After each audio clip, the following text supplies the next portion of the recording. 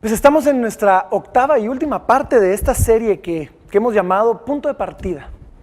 Y si tú nos has acompañado a través de toda la serie, ya sabes de qué se trata y básicamente el contexto o el principio detrás de esta serie es que todo tiene un punto de partida, inclusive la fe. Y para la mayoría de nosotros ese punto de partida en nuestra fe fue de niños, se nos dio una fe. Recibimos una fe de parte de nuestros padres, de parte de nuestros sacerdotes, de parte de nuestros pastores y les creímos lo que nos habían dicho, pero el problema es que junto con esa fe nos habían hablado también de Santa Claus, nos habían hablado del conejo de Pascua y cuando crecimos, pues resulta que algunos aspectos de esta fe parecían no cuadrar con el mundo. Quizás habíamos aprendido de que Dios era bueno y ahora volteamos a ver y el mundo parecía no ser un lugar tan bueno. O quizás habíamos aprendido de que Dios recompensa a los buenos, castiga a los malos y quizás en mi mismo trabajo hay gente haciendo cosas muy malas y pareciendo ser recompensadas. Y tú mismo que estás tratando de hacer las cosas bien, pareciera que nadie se da cuenta. Y algo pasa con esa fe que recibiste de niños que de repente se ve confrontada. Y quizás no es que hayas decidido apartarte de ella, sino que simplemente la fe dejó de ser algo relevante para ti y sí, no quieres dejar de creer en eso, no quieres dejar de creer en lo que recibiste de niño, pero al mismo tiempo eso ya no es importante en tu vida. Pasó a un segundo, pasó a un tercer plano y estamos en este momento y esto es lo que hemos hablado hasta ahora. Y solo haciendo un pequeño resumen de toda la serie. Si tan siquiera vas a considerar el cristianismo, si tan siquiera vas a considerar un nuevo punto de partida en tu fe de adulto, porque eso fue lo que nos preguntamos. Nos preguntamos cómo sería iniciar de nuevo, cómo sería comenzar en los caminos de la fe ahora que somos adultos. Y si tú tan siquiera estás considerando esto, la pregunta más importante que debemos hacer es esta: ¿quién es Jesús? No es la pregunta de si habían dinosaurios y cómo los metimos al arca cuando fue el arca de Noé. No es la pregunta de si Adán y Eva fueron realmente personajes reales. No, la pregunta más importante con la que tenemos que lidiar es ¿quién era Jesús? Todas esas otras preguntas son importantes y son interesantes y hacen una bonita discusión, pero no son la verdadera pregunta. Y la segunda semana hablamos de la diferencia entre ser un equivocador y un pecador. Y vimos que todos cometemos errores, pero nos hicimos la pregunta de si quizás el problema es algo más profundo que solamente un error. Luego hablamos del rol de las reglas y vimos y nos hicimos la pregunta de si con Dios será que tenemos un modelo como el de familia, donde somos parte de una familia y por lo tanto tenemos ahora un set de reglas, o si era un modelo más como el de un club donde se nos da un set de reglas y para ser parte del club entonces tenemos que obedecerlos y luego nos hicimos esta pregunta y preguntamos: ¿qué puede lavar mis pecados? Todos podemos ver hacia nuestro pasado y decir que lo sentimos y seguir hacia adelante, pero realmente, ¿qué hacemos con respecto a nuestro pasado? O específicamente, ¿cómo nos perdonamos a nosotros mismos? ¿Cómo seguimos adelante después de que podemos ver para atrás y sabemos todo lo que hemos hecho? ¿Qué puede lavar mis pecados? Después de eso hablamos de la gracia y la semana pasada hablamos un mensaje que titulamos No dejes de creer y básicamente en ese mensaje redujimos a todas las religiones al hecho de que si la suficiente cantidad de personas creen lo mismo, podemos de alguna manera hacer que funcione y al final de ese mensaje hicimos la pregunta que ¿cuál es la diferencia entre el cristianismo y todas las demás religiones? Ahora, el día de hoy, y ya para ir terminando esta serie, vamos a terminar, y esto es lo que quiero que hagamos, vamos a hablar de algo que pasó, una conversación que pasó entre Jesús y sus discípulos, la cual debes tomar en cuenta y entender, sobre todo si estás considerando el cristianismo y estás considerando un nuevo punto de partida en tu fe como adulto, y esto es parte de tu historia, aunque no estés consciente de ello. Porque si estás considerando la fe y el cristianismo, aquí hay algo que necesitas saber qué pasó, necesitas entender qué pasó y es algo tan fundamental para nuestra fe, tan crítico para nuestra fe, que es una de esas cosas que al verlas te vas a dar cuenta que no las podemos explicar, aparte del hecho de que quizás Jesús era quien Él dijo que era, que quizás Jesús realmente está vivo hoy y sigue trabajando en la gente y en el mundo en medio de nosotros. Ahora, el libro de Mateo el Evangelio de Mateo. La narración de los hechos de Jesús de acuerdo a Mateo, un hombre que había sido un recaudador de impuestos. El libro de Mateo nos narra la historia de Jesucristo y nos cuenta en un momento donde Jesús agarró a sus discípulos y los llevó aproximadamente unos 240 kilómetros al norte de Jerusalén, a una ciudad llamada Cesarea de Filipo. Ahora, en este momento, si tú vas a Cesarea de Filipo hoy, no hay mayor cosa que ver, no hay mayor cosa que hacer, pero en aquel entonces era una ciudad muy importante. Y esta ciudad fue nombrada más o menos en el año 14 después de Cristo, cuando Jesús tal vez todavía era un adolescente, fue nombrada en honor a César Augusto. César Augusto fue el primer verdadero emperador romano, el que transicionó a Roma de ser una república a ser un imperio. Y César Augusto había sido el hijo adoptivo de Julio César. Y Julio César había sido deificado, había sido convertido en una deidad por los romanos en aquel entonces. Y entonces, de alguna manera, eso es interesante para el contexto de lo que va a pasar, de alguna manera César Augusto se podía decir o era considerado el hijo de un dios. El hijo de Julio César deificado, el hijo de este hombre que había sido convertido en una deidad y César Augusto de alguna manera el hijo de un dios. Y cuando Jesús está ahí en Cesarea de Filipo, se los lleva a todos sus discípulos, los 12 discípulos y él, y comienza a preguntar, bueno, ¿y quién dice la gente que soy yo? Y de repente se voltea con sus discípulos o con los que se iban a convertir los apóstoles y les dice, ahora ¿quién creen ustedes que soy yo? ¿Quién creen cada uno de ustedes que soy yo? Y comienza la conversación y algunos comienzan a opinar y de repente el apóstol Pedro, imagino, levanta la mano y le dice, yo sé. Y le dice, yo creo que tú eres el Cristo, el Hijo del Dios viviente. César Augusto, Cesarea de Filipo, nombrada en honor a César Augusto, era el hijo de un Dios muerto. Todos sabían dónde estaba quizás ni siquiera sabían dónde estaba la tumba de Julio César, pero viene Pedro y le dice, la diferencia es que tú eres el hijo no de un Dios muerto, sino el hijo del Dios viviente, el hijo del Dios que está vivo. Y Jesús se voltea con él y le dice, estás en lo correcto. Eso es cierto, y es más, no es que tú eres tan inteligente, porque eso no te lo reveló ni carne ni sangre, sino mi Padre que está en los cielos. Y ese no es el tema tanto del día de hoy, sino lo que quiero hablarte hoy es lo que sigue después. Porque después de que tienen esta conversación y después de que Jesucristo le dice al apóstol Pedro que eso no se lo reveló ni carne ni sangre, viene Jesucristo y hace una predicción.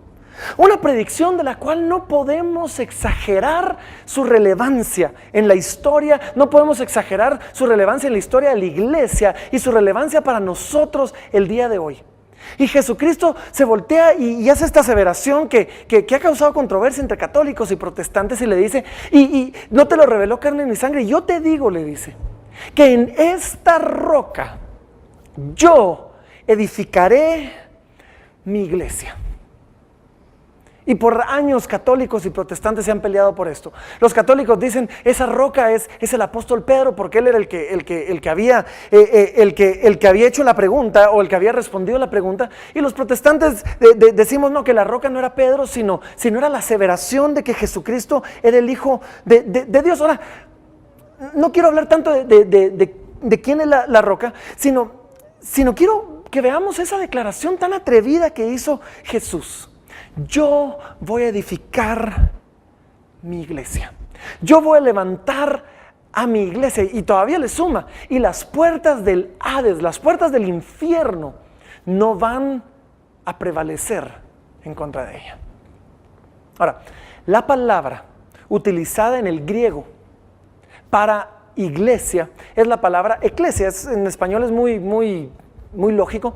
Y esa palabra eclesia no era una palabra religiosa en aquel entonces, sino es una palabra que simplemente significaba una reunión, un grupo de personas, una asamblea, una congregación. Muchas veces era una palabra usada en términos políticos, era casi como un partido político, una reunión de personas que se juntaban alrededor de una idea en particular, una reunión de personas que se juntaban alrededor de algunos principios y para lograr algo. Y Jesús dice, yo voy a edificar esa reunión de personas, esa congregación, yo voy a edificar a mi gente, a mi pueblo. Ahora, yo quiero que se imaginen esto por un momentito, porque los discípulos están a unos 240 kilómetros de Jerusalén al norte. Yo me imagino que se han de haber volteado a ver y el uno al otro han de haber dicho, pero solo somos 13. Y eso te incluye a ti y está Judas en medio de nosotros y balancea un poquito la cosa. O sea, vas a edificar tu reunión, tu congregación. Solo somos nosotros 13. Y todavía eso, si le sumamos que en la historia, algo ha pasado con esa palabra. Algo ha pasado con esa palabra y con el entendimiento de esa palabra. Ahora, para los que hablan inglés es todavía más trágico. Porque cuando los traductores de la Biblia se toparon con la palabra eclesia, no supieron cómo traducirla y entonces metieron una palabra en alemán que era la palabra, que era la palabra de donde los americanos o las personas que hablan inglés sacan la palabra church. Ahora, esa palabra significa no un movimiento, no un grupo de personas, sino significa un lugar, un edificio. Es más, significa la casa del Señor. Y para nosotros, pues de alguna manera la misma palabra iglesia ha perdido su peso y su relevancia y se ha convertido también en un lugar, también en un edificio, en una casa del Señor. Y en lugar de hablar de un grupo de personas, en lugar de hablar de una congregación, ahora hemos asociado esa palabra con un lugar, con un edificio, con un templo, con una iglesia, para lo que nosotros conocemos hoy. Pero esto es lo que entendemos hoy. Pero Jesús no predijo un lugar. Jesús predijo a un grupo de personas. Y un tiempito después de que Jesús tiene esta conversación con sus discípulos, 240 kilómetros al norte, Jesús regresa a Jerusalén y es crucificado en Jerusalén. Y la semana pasada hablamos de esto. Y vimos que cuando Jesús es crucificado, ninguno de sus discípulos podía imaginarse esa congregación. Es más, si le hubiéramos preguntado a Pedro o a alguno de los apóstoles, le hubiéramos dicho, ¿y dónde está esa congregación de gente? Ellos hubieran dicho, se murió. Porque Jesús se murió. Esta era la congregación que se iba a levantar alrededor de este hombre que se murió. Pero luego, después de eso, Jesús resucita. Jesús resucita y los discípulos comienzan a salir osadamente a las calles, comienzan a salir osadamente a proclamar lo que habían visto. Y después de la resurrección, antes de que Jesús fuera ascendido, junta a Jesús a sus discípulos. Y encontramos esta conversación que Jesús tiene con sus discípulos en Mateo capítulo número 28. Y Jesús los reúne. Y cuando los tiene reunidos ahí, Jesús dice algo que si somos honestos, si hubiéramos estado ahí, probablemente hubiera sonado como una gran herejía o hubiera sonado como algo extremadamente arrogante. Jesús los junta en Mateo 28, 18. Este mismo Mateo nos narra cuando Jesús les dice, hoy toda potestad, toda autoridad, todo el poder me es dado en los cielos y en la tierra. No quiero desviarme de esto, pero imaginemos haber estado ahí. Toda potestad te es dada en el cielo y en la tierra. Toda potestad. Ahora, esto era o extremadamente arrogante o era cierto, pero no podía ser algo intermedio. Y eran tal vez en ese momento unas 120 personas. Y yo me imagino que la única razón por la que esas 120 personas no se levantaron en ese momento y lo declararon hereje y se fueron, era porque Jesús había resucitado. Y yo creo que si tú puedes predecir tu propia muerte y tu propia resurrección y vencer a la muerte, entonces estamos de acuerdo contigo. Y si dices que toda autoridad te es dada, entonces toda autoridad te es dada.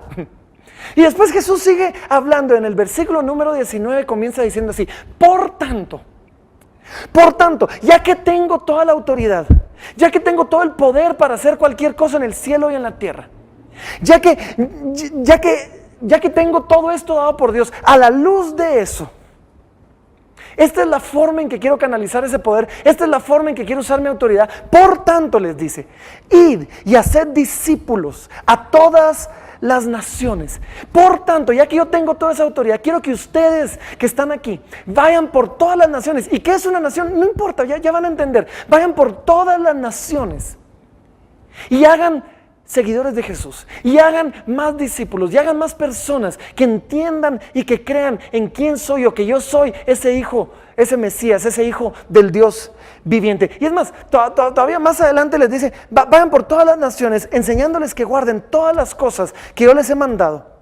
Y después les dice, y aquí estoy con vosotros todos los días hasta el fin del mundo. Y después se va. Estoy con ustedes todos los días y después se va. Pero este grupo de personas, este grupo de hombres y mujeres que, como vimos la semana pasada, encuentran un nuevo valor y encuentran una nueva determinación en el hecho de que esto no lo escucharon, esto lo vieron. Vieron a su Señor muerto y ahora están con el Señor resucitado. Este grupo de personas sale a las calles y comienza a proclamar a los cuatro vientos y comienzan a proclamar a todo el mundo este sermón de 4 puntos que vimos la semana pasada, que básicamente decía, ustedes lo mataron, Dios lo levantó, nosotros lo vimos, ahora arrepiéntanse. Ustedes lo mataron, sí, literalmente ustedes lo mataron. Y Dios lo levantó, Dios lo resucitó y nosotros lo vimos. Ahora arrepiéntanse. Y de repente, en medio de todo esto, el movimiento comienza a moverse. En medio de todo eso, la congregación de Jesús nació. Y el movimiento comenzó a caminar, no alrededor de ideas, no alrededor de las enseñanzas de Jesús, sino alrededor de un hecho en la historia.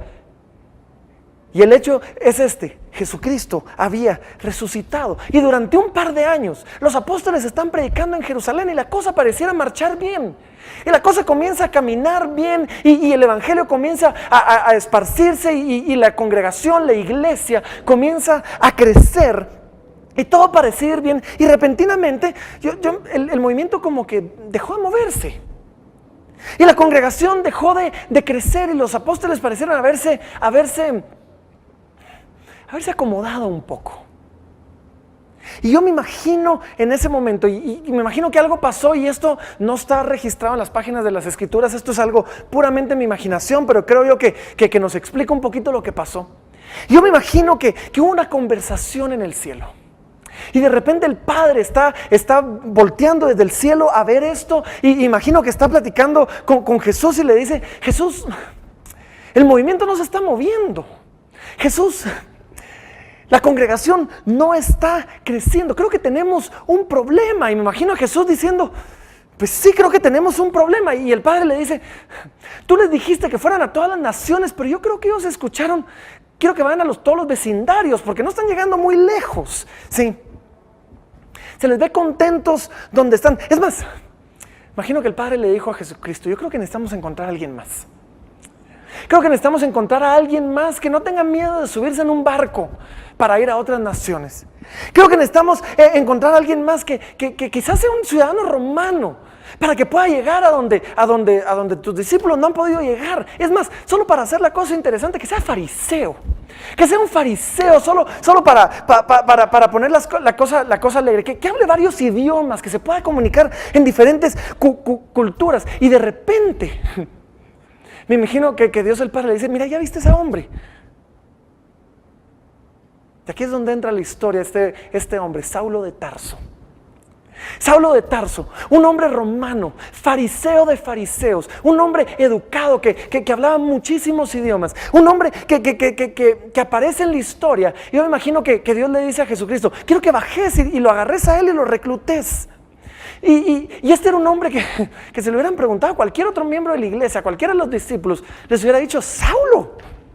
Hombre, cualquier otro menos Saulo. Saulo no va a hacer que el movimiento se mueva, no. Saulo es el que está deteniendo el movimiento. Saulo es el que está impidiendo la cosa, está persiguiendo a la iglesia muy efectivamente. Y está logrando detener la cosa. Y yo imagino que el Padre dijo, sí, es genial, ese es el que yo quiero. Y Saulo de Tarso se convierte en un problema para todos los escépticos. Porque Saulo conoce a Jesús, se convierte en un seguidor de Jesús y comienza a escribir sus cartas, no siglos después de Jesús, no unos 20 años después de la vida de Jesús. Comienza a escribir sus cartas habiendo conocido a Pedro y a Santiago y a los apóstoles y habiendo platicado con ellos. ¿Sí? Esto no era algo que él escuchó, era algo que pudo hablar personalmente con cada uno de ellos. Y en algún momento Saulo decide que la cosa no se va a quedar solo con los judíos, sino que le quiere llevar el evangelio más lejos. Quiere ir todavía más allá y quiere llevar el evangelio a los gentiles también. Y un día me imagino yo que él está sentado con los apóstoles y les dice: ¿saben qué? Vamos a hacer una estrategia. Vamos a hacer una estrategia para llevar el evangelio a todo el mundo. Imagino que haber sacado un mapa del Imperio Romano y lo haber puesto sobre una mesa y haber agarrado un marcador o una piedra o lo que hubieran usado en aquel entonces para rayar, y haber hecho un círculo alrededor de Jerusalén. Y le dijo a los apóstoles: ustedes encárguense de Jerusalén. Imagino que ellos dijeron: sí, yo me encargo del resto del mundo. Yo me encargo del resto del mundo. Y durante los siguientes 30 años aproximadamente de su vida, Saulo comienza a detenerse y para en cada puerto, en cada ciudad que tenía un puerto, en cada sinagoga, comenzando a hablar acerca de Jesucristo. Y pasa 30 años de su vida fundando pequeñas iglesias, pequeñas congregaciones, pequeños grupos de personas, de seguidores de Jesucristo. Durante esos 30 años fue en repetidas ocasiones encarcelado y torturado, y aún así desde la cárcel seguía proclamando a Jesucristo a donde quiera que él iba. Y cuando tenía más o menos 60 años, en sus 60s, Pablo es encarcelado una vez más, y él sabe que esta sí es la última vez. Él sabe, porque había sido advertido por el Espíritu Santo, y había sido advertido por todos a su alrededor que esta cosa iba en serio, que esta vez iba en serio. Y apela y hace un montón de movidas legales y es llevado finalmente a Roma. Y yo me imagino que estando en Roma, estando en una cárcel romana, en el pretorio romano, que estando ahí en más de alguna ocasión él se va a haber preguntado: ¿será que esto funcionó? ¿Será que valió la pena? ¿Será que de verdad funcionó? ¿Será que estas iglesias, estas eclesías, estos pequeños grupitos van a sobrevivir? ¿Será que esto va a llegar más lejos o se va a morir todo aquí? Y mientras él estaba en una cárcel romana, llega un momento donde él escucha el cerrojo abrirse y el guardia del pretorio llega a traerlo por una última vez camino al lugar donde él iba a ser ejecutado. Y aquí es donde, si les he pedido que usen su imaginación, aquí es donde quiero que de verdad usen su imaginación. Porque yo quiero que imaginemos por un momento que nosotros podemos viajar en el tiempo y estar ahí en ese camino mientras Pablo está siendo conducido al lugar donde va a ser ejecutado. Mientras Pablo se está preguntando: ¿será que esto funcionó? Y yo quiero que imaginemos por un momento lo que le podríamos decir a Pablo. Lo que podríamos hablarle a este hombre que ha dado su vida entera y ahora está a punto de ser ejecutado. Y está preguntándose si todo funcionó. Y yo me imagino que le podríamos decir algo así como: Pablo, no temas. Funcionó. No temas, funcionó. Yo me imagino que le diríamos: un día, tú no lo puedes ver hoy, Pablo, pero un día, esta ciudad que hoy ves llena de estatuas romanas y hoy ves llena de un montón de cosas del Imperio Romano, algún día esta ciudad va a estar adornada con edificios que van a tener cruces hasta arriba, edificios que van a hablar de Jesús, y esas cruces no van a ser para recordar a las crucifixiones romanas, van a ser para recordar a un solo evento, una sola crucifixión, la de nuestro Salvador. Pablo, no temas, porque algún día miles de personas van a visitar esta ciudad y no se van a preguntar dónde están enterrados Julio César, o dónde está enterrado César Augusto, o dónde está el palacio de estos emperadores. Se van a estar preguntando dónde fue encarcelado el apóstol Pablo. Se van a estar preguntando cuál fue la historia de Pablo que pasó por acá. Yo sé que no lo puedes ver hoy, Pablo, le diríamos en ese momento, si pudiéramos viajar en el tiempo, le diríamos: pero algún día no va a existir el Imperio Romano. No va a existir el Imperio Romano, sino que en cada ciudad del mundo, en cada lugar del mundo, del planeta, van a haber iglesias adorando el nombre de Jesucristo. Y esas cartas que tú escribiste, esas cartas que tú le diste a tus amigos cercanos para que las llevaran a las diferentes ciudades con la esperanza de que quizás los de Tesalónica las iban a recibir, pero no lo sabías. Esas cartas que tú escribiste van a haber sido traducidas a más de 1200 idiomas y van a haber sido distribuidas por el mundo entero. En ese momento quizás le diríamos a Pablo: Pablo, necesitas saber que un día, una vez al año, va a haber una celebración donde se va a mencionar a César Augusto. Pero no se va a mencionar a César Augusto para contar su historia, sino simplemente se le va a mencionar para contar la historia del nacimiento de Jesucristo, la historia del nacimiento de nuestro Salvador.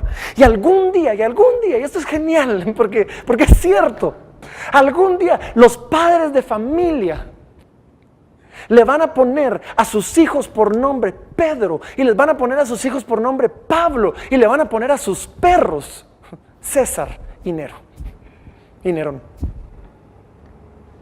Yo me pregunto, ¿podría Pablo haberse imaginado todo esto? ¿Podría Pablo, aún en su sueño más loco, haberse imaginado que Roma un día, para muchas personas, para una buena parte de la población del mundo, iba a ser considerada la capital del cristianismo? ¿Podría Pablo haberse imaginado esto?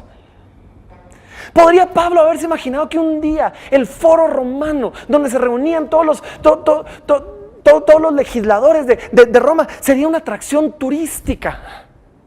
Sería un montón de ruinas.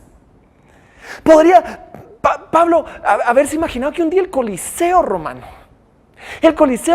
donde miles de cristianos fueron asesinados brutalmente para la entretención del pueblo romano, donde miles de cristianos fueron entregados a los leones, donde se les echaba combustible y se les prendía fuego para que iluminaran la noche? ¿Podría Pablo haberse imaginado que un día el Coliseo Romano en el centro iba a tener una gran cruz colgada, honrando a los mártires que habían muerto durante ese periodo? Esto es lo que tienes que considerar. Aunque Pablo no se lo hubiera podido imaginar ni en sus mayores sueños, pasó exactamente como Jesús lo predijo. Yo voy a edificar mi iglesia, y las puertas del Hades, las puertas del infierno, las puertas de la muerte no van a prevalecer contra ella. Pasó exactamente como Jesús le dijo: yo voy a establecer, yo voy a edificar mi iglesia, y ni siquiera mi propia muerte, ni la muerte de los apóstoles y de los mártires, ni generaciones enteras de personas muriendo por esto, nada va a impedir el avance de mi iglesia, porque el Espíritu de Dios la va a llenar, porque su presencia va a habitar ahí, y porque la iglesia se va a convertir en el epicentro de la actividad de Dios en este planeta hasta el fin de los tiempos. No podemos creer que Pablo se lo hubiera imaginado, pero fue exactamente como Jesús dijo que iba a ser. Fue exactamente como Jesús lo predijo, de una forma tan atrevida. Yo voy a edificar mi iglesia, mi congregación, ese grupo de personas que van a reunirse alrededor de quién soy yo. Y hoy tú, mientras consideras tu punto de partida en tu fe como adulto, mientras estás decidiendo si el cristianismo es algo de lo que quieres ser parte, puedes considerar muchos sistemas de creencias y muchos sistemas de valores y muchas filosofías allá afuera. Pero tienes que luchar con este hecho, que un día un grupo de personas vino a Jerusalén. Un grupo de personas vino a Jerusalén diciendo que habían visto a un Salvador resucitado. Y por las siguientes generaciones la iglesia iba a crecer y seguir creciendo enormemente. Y exactamente lo que Jesús dijo que iba a pasar, pasó. Y hoy tú, como individuo, has sido invitado a ser parte de la actividad de Dios en el mundo, siendo parte de la iglesia local.